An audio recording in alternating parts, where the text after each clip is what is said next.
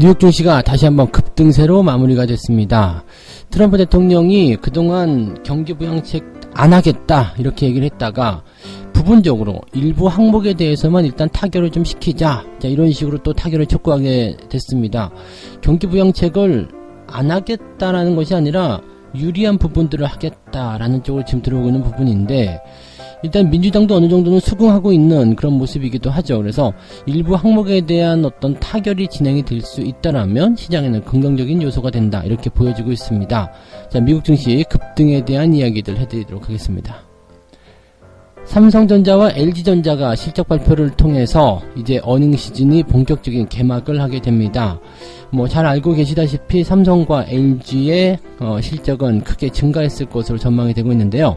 자, 이 부분들이 기업들의 실적에 어떻게 영향을 줄 것인지, 또 어닝 시즌 개막에서 우리가 주목을 해야 될 것은 어떤 것들인지 알아보도록 하겠습니다.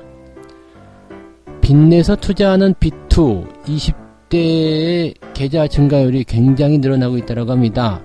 자, 지금 현재 주식 신용 거래에 대한 부분만 무려 134%나 급증세를 보였다고 하는데, 여러 가지 이야기가 있겠습니다만 일단은 한탕주의보다도 격차가 너무 벌어진 것에 대한 그런 절망감에 의해서 주식 투자로 이제 부를 좀 만들어 보자, 부자가 되고 싶다, 이런 생각들 하는 20대가 늘어났다고 합니다. 당장 돈이 없기 때문에 신용거래가 늘었을 것이다 라고 전망되고 있는데, 자, 어떤 문제점이 있는지 또 어떻게 바라봐야 되는지 알아보도록 하겠습니다.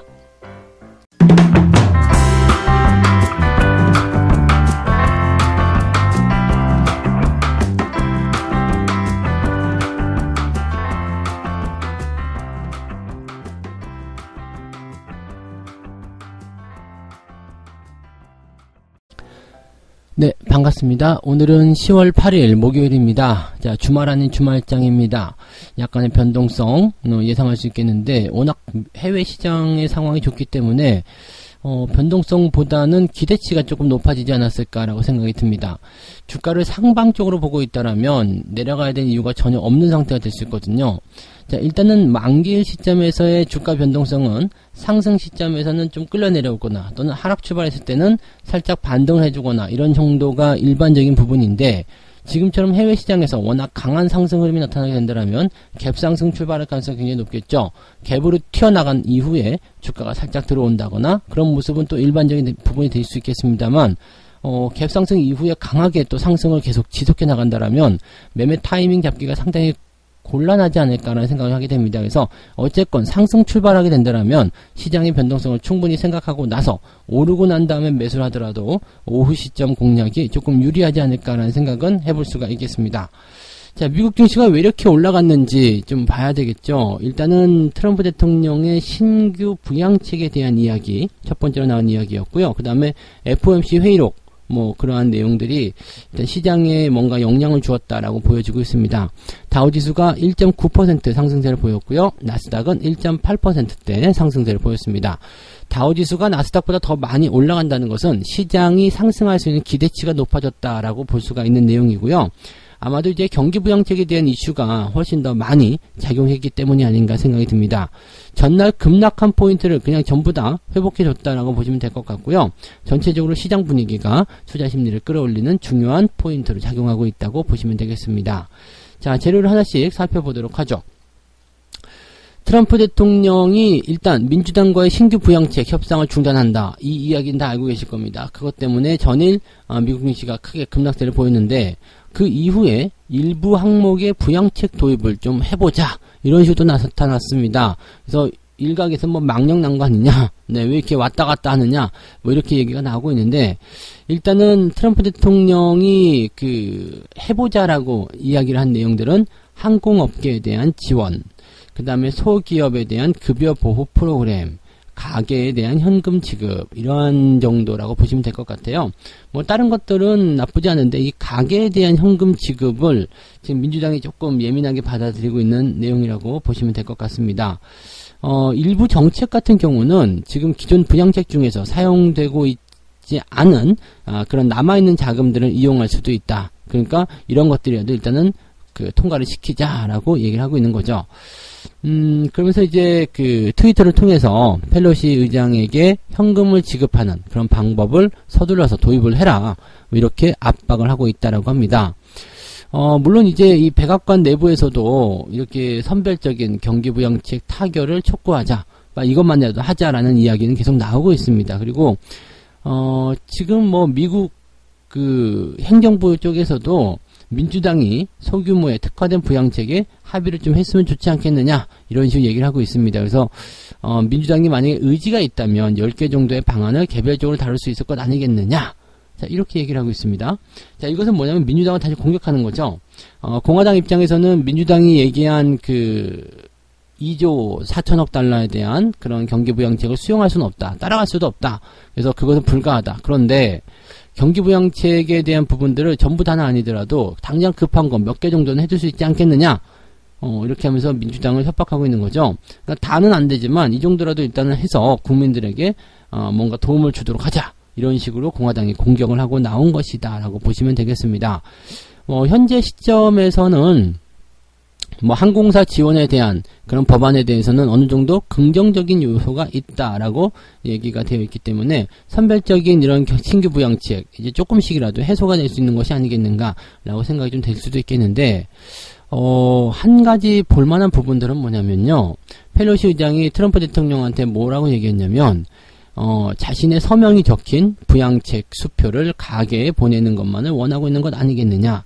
지금 아까 말씀드렸듯이 일부 항목에 포함되어 있는 내용 중에 하나가 가게, 즉 각 가정에게 현금을 지급하는 그런 지원금에 대한 이야기거든요. 근데 거기에 이제 트럼프 대통령이 서명을 해가지고 내가 돈을 보내드립니다 해서 돈을 주는 거, 그것만 지금 트럼프 대통령이 원하고 있는 것 아니냐, 이거 대선에서 뭔가 이용하려고 하는 것 아니냐, 그런 식으로 얘기를 하고 있다는 얘기죠. 이렇게 된다면 민주당이 또 머리를 굴려야 되는 상황이 벌어지게 되거든요. 그러니까 어떠한 상황이 나올지 모르겠습니다만, 지금으로서는 이제 이런 소규모 그 신규 부양책이 선별적으로 이렇게 통과가 된다라면 증시에는 어쨌건 간에 호재가 될 수 있는 상황이 되겠죠. 그리고 기업들에게 지원이 될 수 있는 내용들이기 때문에 긍정적인 포인트가 되겠습니다. 가계에 대한 부분들은 뭔가 논란의 이슈가 있을 수 있겠습니다만, 기업을 지원하는 부분에 대해서는 민주당도 그렇게 좀 뭔가 우호적인 그런 생각들을 하고 있다라고 생각하시면 될 것 같아요. 네. 자, 그 다음에 시장을 또 끌어올린 이유 중에 하나는 뭐냐면 FOMC 의사록입니다. 이 FOMC 의사록이 이제 공개가 됐는데 9월달 회의 결과를 좀 들어보니까 대다수의 위원들이 추가적인 재정 정책의 필요성을 이야기했다. 그러니까 추가적인 재정 정책은 뭐냐면 경기의 어떤 포지션들이 조금 더 그 정책적인 지원을 필요로 하고 있다라고 얘기를 하고 있는 거죠. 그러니까 경제 회복세가 둔화될 수 있다라는 것은 아무래도 이제 연준 입장에서 굉장한 그 스트레스가 될 수 있는 부분이겠죠. 지금처럼 경기 부양책이 통과가 되지 않고 있다거나 또 되더라도 선별적으로 이루어지면서 규모가 작게 나오게 된다면 경제 회복세가 둔화될 수 있을 것이다. 그래서 여기에 대한 재정 정책의 필요성이 필요하다, 이렇게 얘기를 했다라고 하는 거죠. 그러니까 연준 의원들이 이렇게 얘기를 하고 있다라면 뭔가 이제 양적 완화라든지 거기에 대한 기대감들이 더 생길 수 있다는 얘기가 되는 거죠. 그래서 금융시장에게는 긍정적인 포지션이 되었다라고 보시면 되겠고요. 또 지금 대선 후보 간 부통령 후보죠. 부통령 후보 간의 TV 토론, 여기서도 주목을 하고 있는 내용들. 이제 뭐 미국은 그 대통령뿐만 아니라 부통령 같은 경우도 굉장히 좀 치열한 부분이 좀 있죠. 그래서 여기에 대한 내용, 그 다음에 지금 코로나 백신과 관련된 내용들, 뭐 그런 것들도 여전히 진행 중에 있는 내용이기도 하고요. 그 다음에 시장이 조금 더 긍정적으로 생각하고 있었던 것 중에 또 하나는 뭐냐면 바이든 민주당 후보의 그 지지율이 조금 더 크게 늘어났다라는 거, 그 부분이 이제 격차를 벌림으로 인해서 트럼프가 불복할 수 있는 그런 요소들을 없애버렸다. 이런 것들이 아주 시장에게는 반색을 하고 있는 상황이다라고 되어 있는 부분이죠. 월가에서는 원래 트럼프를 지원하고 있었거든요. 근데 이렇게 정권이 어차피 교체될 바에는 이런 어떤 불확실성, 불복을 하는 그런 불확실성보다는 격차를 아예 크게 벌려가지고 트럼프가 아예 인정을 하게끔 만들자, 그런 식으로 얘기가 나오는 그런 내용들. 그래서 어차피 바이든이 될 거라면 격차를 크게 벌려라, 그런 식으로 월가가 분석하고 있는 거겠죠. 그 다음에 기술주들이 기술적 반등을 하게 되면서 주가 분위기 좀 띄워놓는 상태고요. 뭐 미국 시장에서는 나쁜 게 전혀 없습니다. 뭐 이벤트가 이번 주뿐만 아니라 다음 주에도 계속 연결되겠습니다만 나쁘다고 볼 수 있는 얘기는 없다고 보여지면 될 것 같고요. 부양책에 대한 이야기가 뭔가 또 새로운 국면을 맞이했기 때문에 이 부분이 만약에 긍정적으로 흘러가게 된다면 이런 좋은 흐름들은 당분간은 이어질 수 있지 않겠느냐, 이렇게 판단을 해보셔도 좋을 것 같습니다. 두 번째 이야기 가도록 합니다. 자, 어닝 시즌이 이제 시작이 됩니다. 삼성전자와 LG전자가 실적 발표를 하게 되는데, 뭐 잘 알고 계시다시피 지금 삼성이나 LG나 둘 다 실적이 크게 증가했을 것이다 라고 전망이 되고 있습니다. 영업이익에 대한 컨센서스도 계속 증가하고 있죠. 이 영업이익의 예상치가 증가한다는 부분들은요, 증권사들이 일단은 뭐 어느 정도 나올 것 같다. 근데 생각보다 더 많이 나오네? 생각보다 더 많이 나오네? 이런 식으로 계속 수정을 하고 있다는 얘기입니다. 그래서 전망치가 계속 증가하고 있다라는 부분들은 실질적으로 나타날 수 있는, 발표될 수 있는 이런 실적의 규모도 같이 커진다라는 얘기가 되는 거겠죠. 그래서, 오늘이죠. 오늘 삼성과 LG전자가 이제 3분기 실적 발표를 하게 되는데, 일단은 전년 동기 또는 전분기 대비해서 모두 다 증가할 것이다. 전망이 되고 있습니다. 특히 이제 삼성전자의 영업이익 이 부분들은요, 지금 10조 원은 무조건 넘길 것이다 라는 전망이 무조건 나오고 있습니다. 그래서, 지금 10조 원 이상의 이런 영업이익 실적이 나타나게 된다면 굉장한 어떤 이슈가 될 수 있는 부분이 될 수 있겠고요. 한 가지를 더 본다면 이제 최대치가 이제 11조 원이 넘는 것으로 나올 것이다. 이렇게 얘기가 되고 있거든요. 그러면 이게 예전에 반도체 슈퍼사이클에 대한 그 시기보다도 더 좋은 흐름들로 갈 수 있다. 그때와 비슷한 수준으로 갈 수 있다. 이렇게 얘기가 되고 있는 모습인 것 같습니다. 그래서 지금 삼성전자가 왜 이렇게 올라갔느냐 봤더니 반도체 같은 경우는 약간 수요가 부진한 경우가 좀 있긴 있는데 모바일이라든지 이런 부분에서 스마트폰 출하량이 크게 늘어났고 영업이익이 크게 증가한 것으로 확인이 되었다. 이렇게 되어 있습니다. 그래서 삼성전자의 주가가 최근에 계속 좋은 흐름을 보이고 있는 것은 여기에 대한 부분들, 또 근데 IT 같은 경우는 4분기가 또 성수기로 들어가게 되거든요. 그러니까 4분기 성수기로 들어가게 되면 이런 실적 증가의 어떤 상황들은 더 유지가 될 수 있지 않겠느냐, 이런 분석도 우리가 해볼 수 있겠다 생각하시면 되겠습니다. 여기다가 LG전자까지 더해지게 되죠. LG전자 같은 경우도 지금 보면 지난 2분기보다도 무려 68% 증가할 것이다 라고 얘기가 되고 있습니다. 전년 동기 대비해서는 6.5%밖에 증가하지 않을 것으로 생각되고 있습니다만 전분기 대비해서 많이 늘어났다. 근데 이게 이제 보통은 3분기, 4분기 때 실적이 좋아지기 때문에 일반적인 부분이긴 합니다. 그런데 이번에는 코로나라는 어떤 특수 상황이 있었죠. 그래서 코로나의 특수 상황을 이제 벗어나는 그런 느낌을 볼 수 있기 때문에 3분기에 기업들의 실적이 얼마만큼 증가했느냐, 2분기 대비 얼마나 증가했느냐는 또 어떤 의미에서 본다면 굉장히 의미가 있는 그런 포지션이라고 보셔도 될 것 같습니다. 그래서 굉장히 좀 긍정적인 그런 부분들이 많이 형성되어 있다라고 생각하셔도 좋을 것 같아요.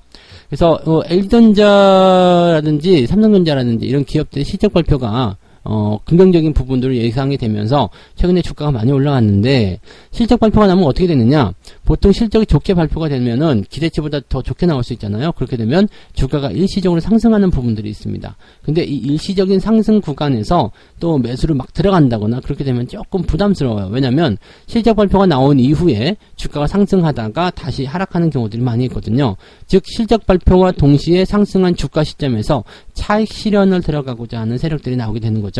그 물량들이 떨어지게 된다면 물론 받아주는 부분들도 있겠습니다만 거의 대체적으로 주가가 변동성을 많이 보이게 되기 때문에 그런 내용들 참고하셔야 됩니다. 이게 오른 상태에서 올라간 시점으로 마무리되면 상관은 없겠습니다만 올라갔던 시점에서 실적 발표를 통한 이후에 주가가 마이너스로 전환된다거나 이렇게 된다면 지금 시총이 큰 종목들이기 때문에 시장의 방향성에도 약간 변동을 줄 수 있는 가능성이 있다, 이렇게 판단하셔도 좋을 것 같습니다. 그래서 이 부분들은 오늘 조금 지켜봐야 될 것 같지 않나 생각되고요.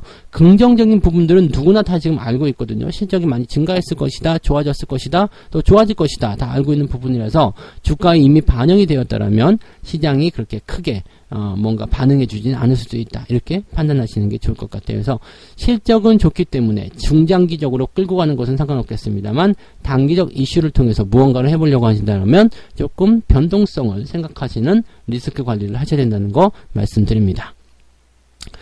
세 번째 이야기입니다. 자, 격차. 아무래도 이제 격차라는 것은 뭐 자산 격차겠죠. 그래서 20대 있는 청년들, 이 청년들이 사실은 이제 가지고 있는 자산이 적잖아요. 뭐 사실 뭐 젊을 때는 다 돈이 없는 거가 어떻게 보면 정상이죠.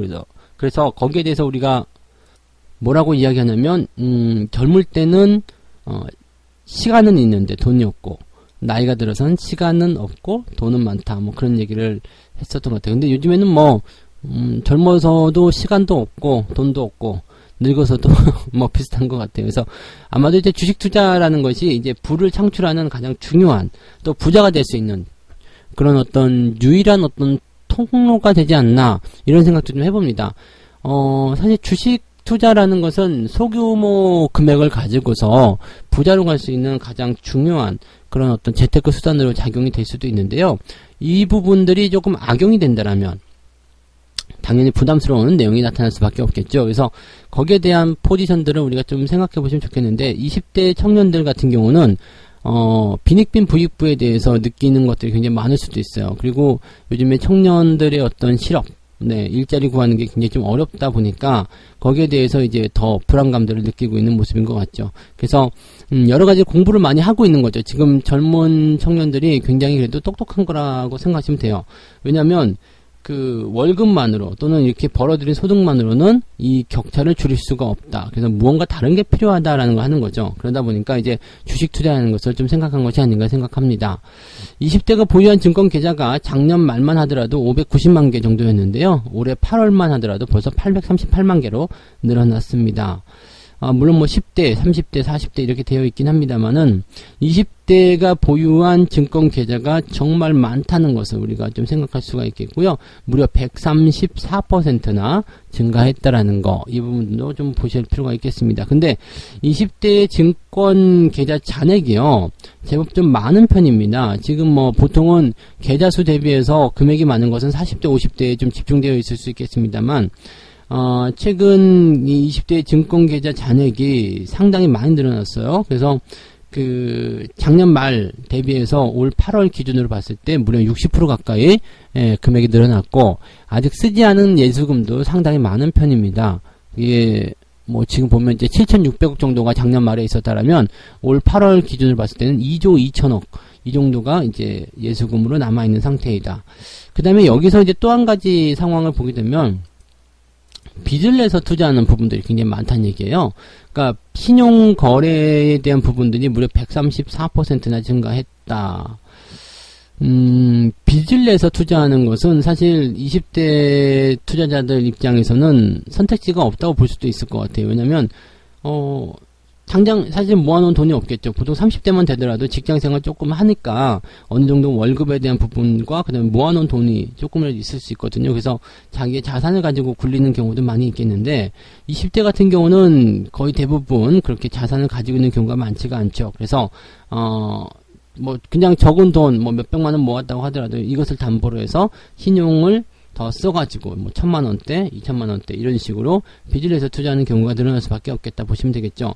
보통 이제 60대 정도가 되면은 신용 거래가 많이 줄어들게 되죠. 40대, 50대, 60대에서는 신용이 줄어들게 되고 자산을 가지고 투자하는 경우들이 굉장히 많고, 또 그 이상으로 넘어가게 되면 이제 그 이후부터는 그게 줄어들게 되죠. 이제 경제활동에 대한 수입이 줄어들게 되기 때문에 다시 B2라고 할 수 있는 이런 신용융자가 늘어나게 되는데, 일단 지금 20대의 이러한 상황들은요, 뭐 단타를 위해서 뭐 한탕주의, 뭐 한 달에 얼마를 벌어야 되겠다 이런 관점보다도 조금 생각이 깨인 것 같죠. 그러니까 지금부터 열심히 해야 한다라는 그런 장기 투자에 대한 어떤 개념들도 많이 잡혀 있는 것 같고요. 다만 안타까운 것은 이렇게 빚을 내서 투자하는 부분들인 건데, 20대 같은 경우는 공부를 아무리 많이 했다 하더라도 경험에 비해서 이런 것들이 조금 변동성에 노출되는 기간이 굉장히 적습니다. 상승장세만 경험한 상태에서 하락장을 경험하게 되면요, 거의 멘붕이 올 수 있거든요. 그냥 멘탈이 막 흔들려요. 그래서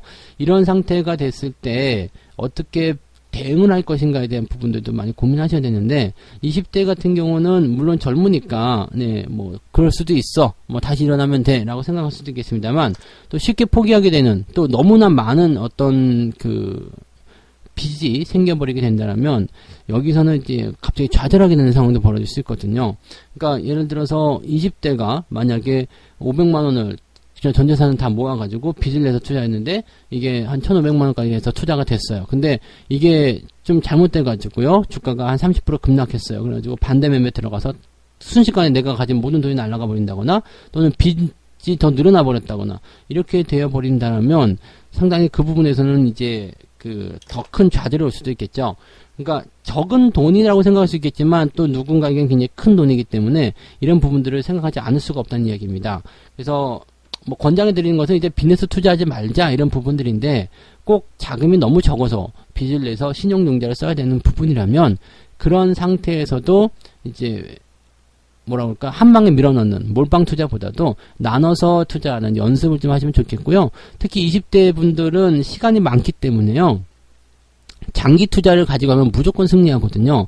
지금 당장 어렵고 이런 부분들을 바로 해소하기보다는 그냥 지금부터 차곡차곡 해나간다. 그래서 30대, 40대가 됐을 때 조금 더 풍요로운 생활을 누려야 되겠다라는 생각으로 진행하시면 좋을 것 같아요. 오히려 더 낫잖아요. 20대 때는 자주 계좌를 들여다볼 만한 시간 별로 없잖아요. 그러니까 그런 것들이 장기 투자에 더 적합하지 않겠는가라고 생각을 해봅니다. 오늘 하루 얼마 벌었다, 이번 달에 얼마 벌었다가 중요한 게 아니라 나의 장기적인 관점에서 돈을 얼마나 벌었다라고 생각하시는 게 좋을 것 같아요. 그래서 뭐 지금 뭐 40대, 50대이신 분도 마찬가지입니다. 투자 한계 기간을 아직 생각해 본다면 적어도 20년 이상 남아있는 분들 굉장히 많을 겁니다. 그러면 충분히 장기 투자 가능하신 거고요. 10년밖에 남지 않았다 하더라도요. 충분히 장기 투자 가능합니다. 10년이면은 충분히 여러분들의 그 자산을 이용해서 큰 수익을 올릴 수가 있을 겁니다. 또 뭐 지금 당장 뭔가 크게 수익을 내는 것보다 길고 안정적으로 편안하게 투자하면서 수익을 크게 낸다면 진짜 주식 투자가 뭔지 아실 수 있을 거라 생각을 해봅니다.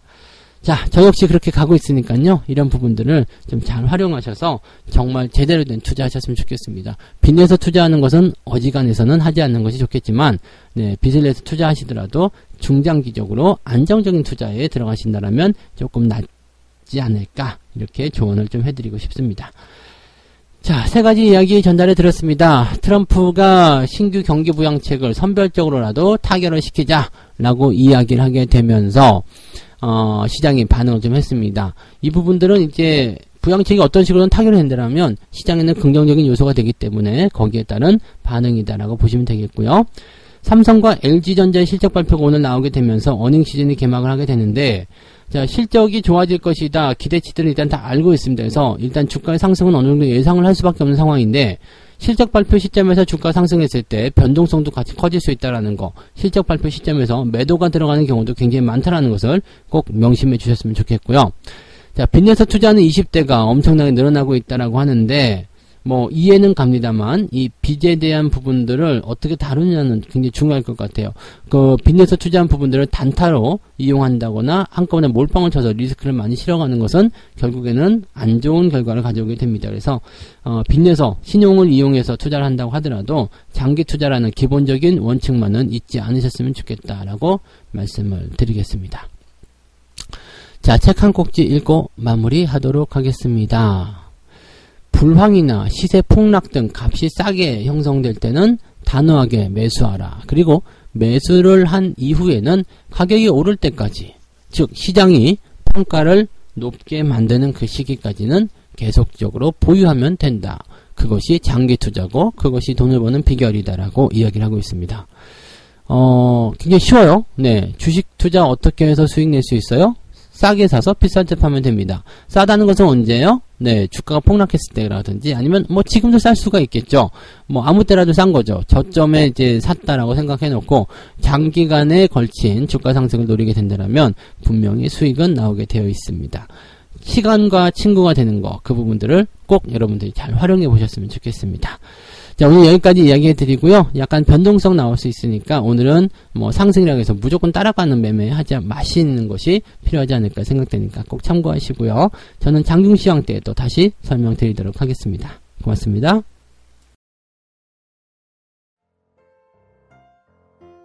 본 방송에서 제공되는 모든 정보는 투자 판단의 참고 자료이며 투자의 최종 책임은 본 방송을 이용하는 본인에게 있습니다.